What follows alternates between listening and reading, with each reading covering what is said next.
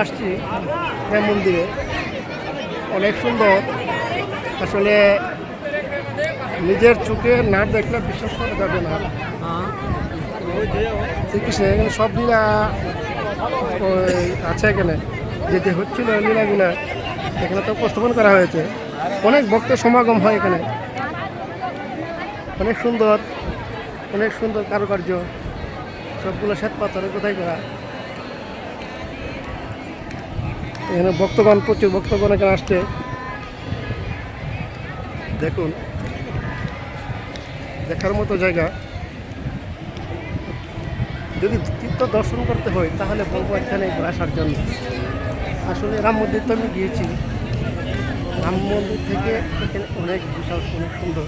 রাম মন্দির, যদিও রাম মন্দিরের কাজ শেষ হয়নি। এই যে শ্রীকৃষ্ণের রাধারানীর বিগ্রহ, এখানে সব লীলা খেলা শ্রীকৃষ্ণের জন্ম থেকে যা কিছু হয়েছিল, যে কংসের কারাগার, এটা কংসের কারাগার,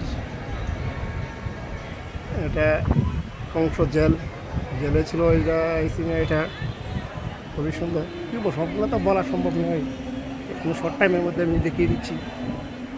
অনেক সুন্দর হাব, অনেক সব কৃষ্ণকে লীলা খেলা হয়েছিল ছোটোবেলা থেকে।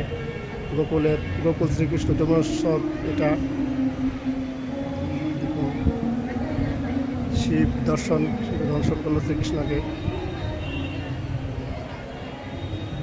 পুতনা বধ, এখানে পুতনা का সুন্দরী ড্রেস में খাতনা, এই পুতনা বধ অনেক সুন্দর, দেখার মতো। এই যে এটা জগৎগুরু ধাম শ্রী রাধে, শ্রীকৃষ্ণের ছোটোবেলার লীলার মনে মাখান থেকে শুরু করেছে এটা।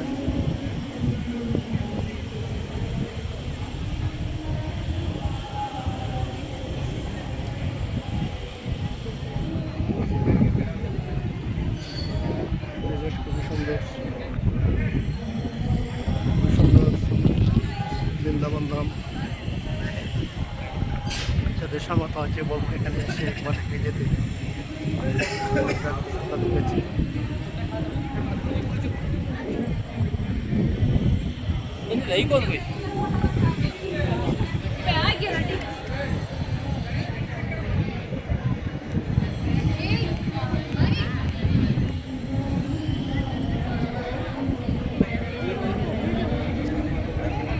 গোশালা ছোটোবেলা যে লীলাখেলা করেছিল এটা, অনেক অনেক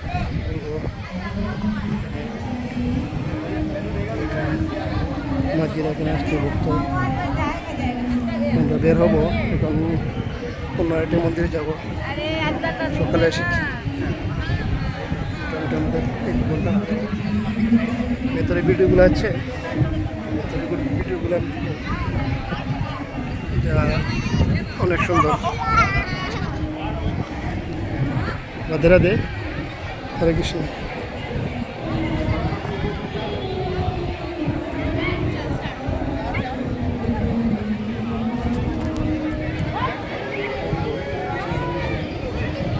হরে হরে।